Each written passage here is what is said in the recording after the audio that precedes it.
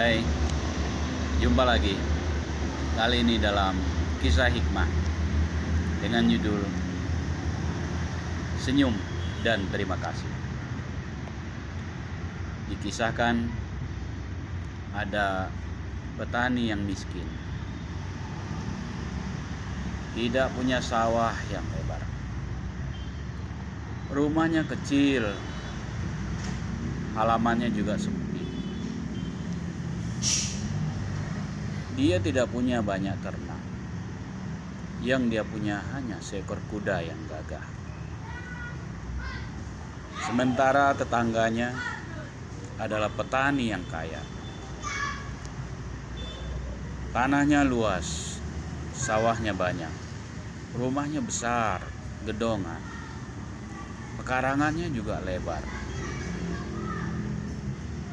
Pada suatu hari, tetangganya yang kaya ini menjumpai petani yang miskin ini dan berkata, "Kasihan sekali nasibmu. Tak punya tanah yang luas, sawah yang banyak, rumah pun kecil dan pekarangan sempit. Sebaiknya kuda kamu dijual saja. Bisa buat modal, beli sawah, dan usaha." Petani yang miskin ini tersenyum, lalu berkata, "Terima kasih."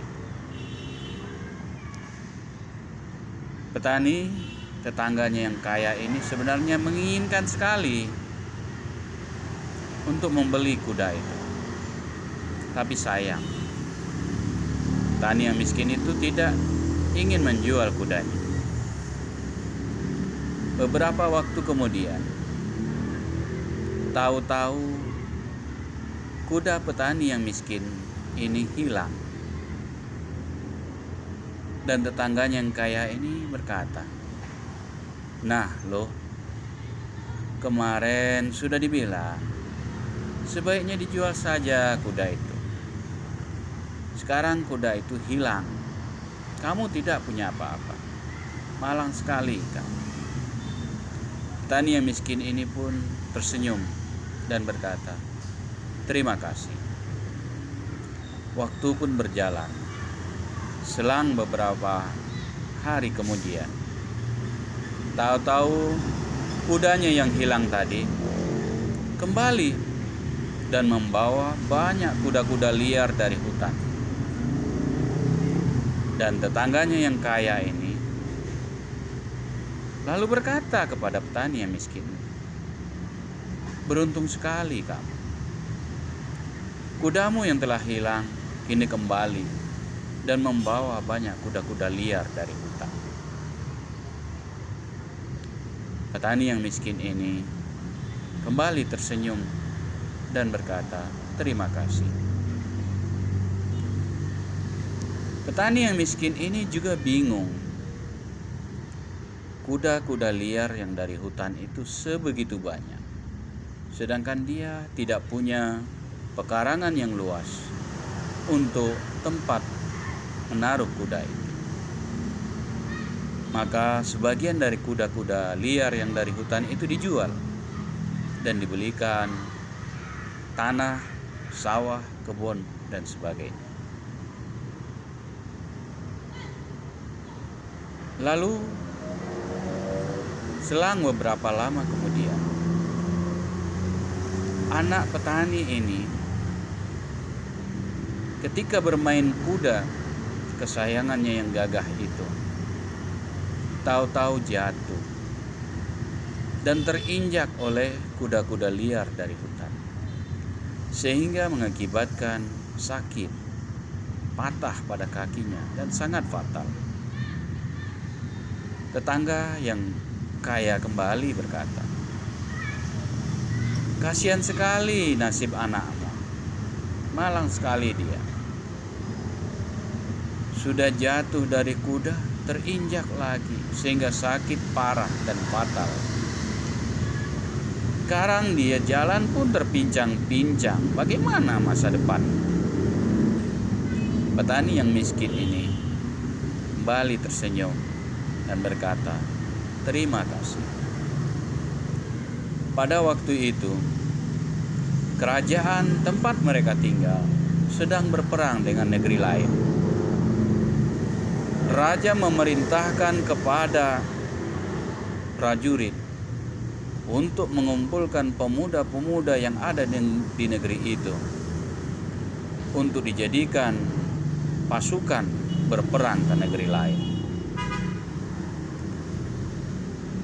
Pemuda-pemuda yang sehat dikumpulkan ke kerajaan, dan anak petani yang miskin yang sakit kakinya ini tidak diajak karena dalam keadaan sakit.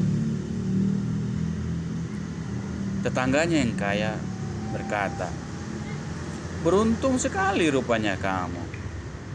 Anaknya sakit sehingga tidak diajak untuk berperang." Perang itu berjalan sangat sengit.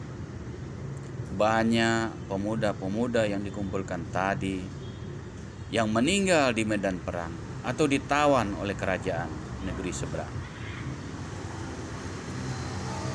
Sehingga waktu berjalan,